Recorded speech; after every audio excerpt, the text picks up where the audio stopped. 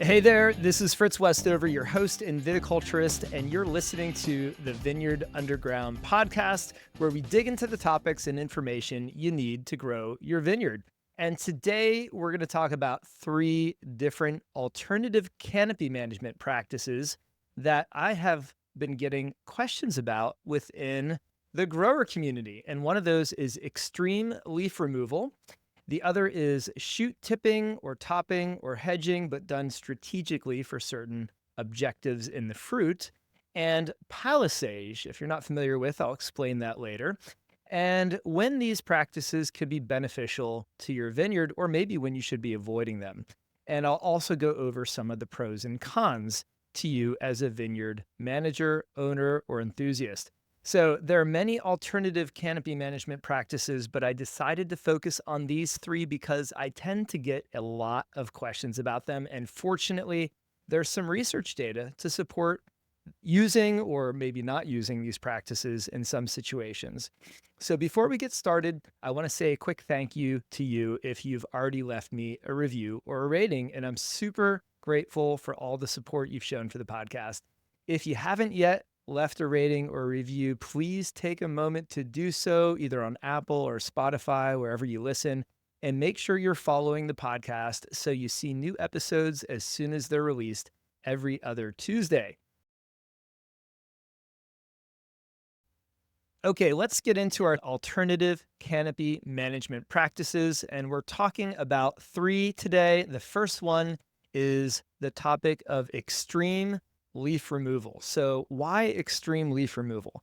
There is definitely a general practice for many growers, especially in climates that are a little warmer or wetter, and where bunch rot and diseases are higher pressure issues for the grower.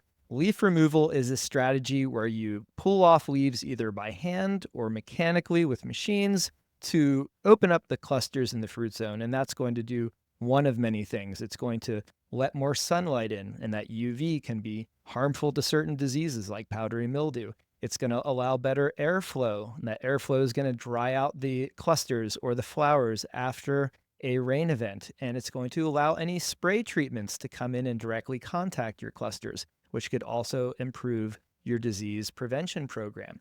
So we hear about leaf removal as a common practice. We also hear that if you do too much leaf removal, you can actually have sunburn or other negative impacts on your fruit. So make sure that if you are doing leaf removal, you're doing the appropriate amount for your climate and your region, and you have very clear objectives that you're trying to meet by doing it, because of course there's cost involved with it. Our second segment here is on shoot tipping. And so sometimes we call this hedging of shoots. So especially with a upright vertical canopy where you have shoots growing on a VSP or vertical shoot position trellis, those shoots grow up and over your top set of catch wires at some point, and they might start to fall down, or what I call the taco canopy, where your shoots kink over the top wire and fold down over your canopy. And we don't want that to happen because that can shade your canopy, and it can result in inefficiency of spray applications, shading of the canopy below, and it leads to leaf loss and yellowing, and could even increase pH of your fruit, things like that. So when we top canopies, that's usually done almost not just for aesthetics, but to keep the canopy from falling over, to keep the vines in their allotted trellis space. And it's especially important or practiced in areas with heavy rainfall and high vigor, where we get a lot of vegetative growth during the season.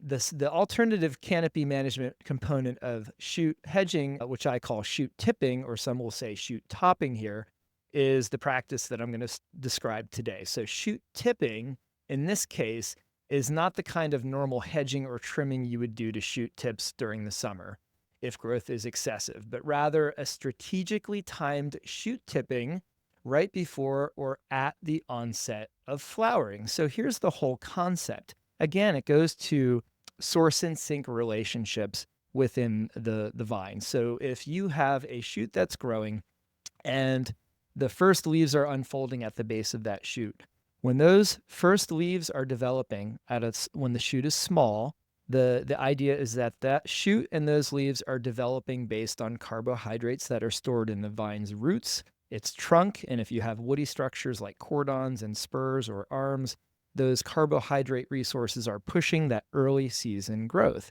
But once that growth flush is done, the fully expanded leaves at the bottom of the shoot start to contributing. They start contributing to the overall production of photosynthates and other food sources, if you will, for the vine. So there's a source for that food source, and that is the leaf or the mature, fully developed leaves, first at the base of the vine. And as the vine grows indeterminately, the leaves will become gradually more mature as you move up that shoot from the base onward towards the tip. However, at the tip of the shoot, that is your sink for resources, because think about it. At the tip of the shoot, you've got small leaves and you've got a shoot tip. And those leaves are not really large enough to be contributing to the plant as a whole. So they're actually a sink for resources. So they are bringing the food or resources from the mature leaves below, and those are moving to the shoot tips. So you are consuming some of the energy from those lower leaves in the shoot tips. Okay, we're hitting the third segment here of alternative canopy management techniques or practices. And palissage is the third and final canopy management practice that we're going to cover in today's episode. So palissage is its French word or term for an alternative to shoot hedging. So I've talked about tipping shoots above, or I've said above, tipping or topping or hedging are kind of used terms we use interchangeably for cutting the tops of shoots off, right? Instead of cutting shoot tips, with palissage, you're either going to wrap that shoot tip or top along the top wire if you've got a vertical canopy system, or you can tuck back down that shoot tip into the canopy in a sort of shepherd's crook curved pattern down back into the canopy, and we call that more of a tucking technique.